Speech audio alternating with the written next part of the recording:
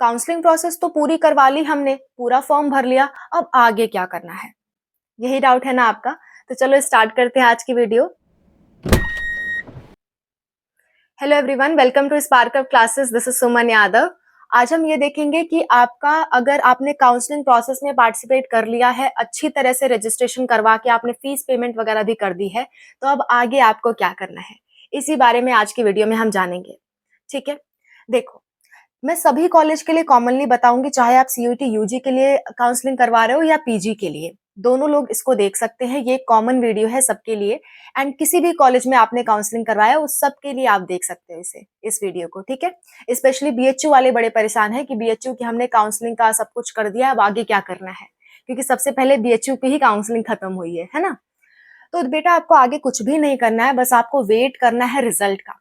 Counselling का result out होगा university wise, जिस भी यूनिवर्सिटी में आपने एडमिशन के लिए आपने काउंसलिंग फॉर्म भरा है या रजिस्ट्रेशन फॉर्म भरा है, उसका वो मेरिट लिस्ट या काउंसलिंग रिजल्ट कह सकते हो या सीट एलोकेशन रिजल्ट कह सकते हो, ये तीनों एक ही चीज होती है। वो रिजल्ट जारी करेंगे। रिजल्ट 2-3 राउंड में एक एक यूनिवर्सिटी जारी करती हैं, तो आपको अपना रिजल्ट देखना होगा। अगर आपका नाम उसमें है, या फिर कई यूनिवर्सिटी ऐसा भी दे देती हैं कि आप डायरेक्टली लॉग इन करोगे तो दिखा देती हैं कि सीट अलॉटेड है आपको या नहीं है। ठीक है, तो अगर सीट आपको अलॉट हुई है तो आपको सिंपली उस कॉलेज पे जाना रहेगा, वहां पे अपनी सारे डॉक्यूमेंट्स वेरीफाई करवाने होंगे, फीस पेमेंट करना होगा, और उसके बाद से एडमिशन करा के आप पढ़ सकते हो। अगर नहीं आपका मेरिट लिस्ट में नाम आया है किसी भी कॉलेज के, तो आपको वेट करना है सेकेंड राउंड के रिजल्ट का। 2-3 राउंड में हर एक यूनिवर्सिटी अपना रिजल्ट जारी करेगी काउंसलिंग का, आपका एडमिशन हुआ है या नहीं हुआ है। आपको लॉग इन करने पे मालूम चल जाएगा आपका एडमिशन हुआ या नहीं। अगर हो गया होगा तो आपको जाकर के एडमिशन लेना है, सारे डॉक्यूमेंट्स लेकर के जाने हैं, सारी फीस लेकर के जानी है, उस कॉलेज में जितनी भी चीजें जरूरी हैं वो सारी चीजें आपको लेकर के जानी है और अपना एडमिशन करवा लेना है, फिर पढ़ना स्टार्ट कर देना है। अगर आपका नहीं एडमिशन हुआ तो आपको वेट करना है सेकेंड थर्ड राउंड तक। ठीक है, और मैं कहूंगी ज्यादा से ज्यादा यूनिवर्सिटी में पार्टिसिपेट करो ताकि किसी ना किसी में आपका एडमिशन हो जाए। और अगर आप ऐसा सोच रहे हो कि मैम हमने काउंसलिंग, मान लो बीएचयू का रिजल्ट आ गया और मान लो डीयू का भी रिजल्ट लेट आया, लेकिन हमको डीयू हमारी प्रायोरिटी थी, बीएचयू का आ गया, हमने बीएचयू में एडमिशन ले लिया, और बाद में डीयू का आया और हमने सोचा अरे काश डीयू में एडमिशन लिया होता, हमने बीएचयू छोड़ दिया होता, तो बेटा आपको घबराने की बिल्कुल जरूरत नहीं है। जो यूजीसी है ना, यानी कि यूनिवर्सिटी ग्रांट कमीशन, उन्होंने एक रूल हाल ही में लागू किया है कि 2023 के बाद से जितने भी एडमिशन होंगे, यानी 2023 और उसके बाद जितने भी एडमिशन होंगे, वो अगर सितंबर 30 से पहले आप कैंसिल कर देते हो तो आपकी 100% फीस रिटर्न हो जाएगी। यानी बीएचयू में मान लो आपने एडमिशन ले भी लिया, फीस पेमेंट कर भी दी, या किसी भी यूनिवर्सिटी में फीस पेमेंट कर भी दी, तो भी आप अपना एडमिशन कैंसिल करके दूसरे यूनिवर्सिटी में एडमिशन ले सकते हो। एक भी रुपया आपका नहीं लगेगा, आपकी पूरी की पूरी फीस वापस कर दी जाएगी।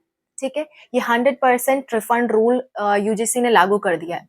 बस एक चीज आपको देखना है कि वो यूनिवर्सिटी आपके यूजीसी के अंतर्गत आनी चाहिए। इंडिया की मैक्सिमम यूनिवर्सिटी जो है गवर्नमेंट यूनिवर्सिटी, वो यूजीसी के अंतर्गत ही आती है। ठीक है, तो आपको डरने की बिल्कुल जरूरत नहीं है, आराम से अपना काउंसलिंग कराओ, एडमिशन लो, नहीं पसंद आता है छोड़ दो, दूसरे कॉलेज में एडमिशन ले लो, एज पर योर रिजल्ट। ठीक है, जैसा आपका रिजल्ट आता जाता है वैसा आपको काम करना है। एक चीज के लिए आपको बहुत अलर्ट रहना है कि रिजल्ट टाइम पे देखना बेटा, क्योंकि 2-3 दिन ही वो देते हैं एडमिशन के लिए, या ज्यादा से ज्यादा कोई यूनिवर्सिटी दे देगी तो 1 हफ्ता दे देगी आपको एडमिशन के लिए। इसी बीच आपको जाकर के एडमिशन करवा लेना होता है। अगर आप एडमिशन नहीं कराए उस बीच तो आपकी सीट कैंसिल हो जाती है। बात समझ में आ रही है?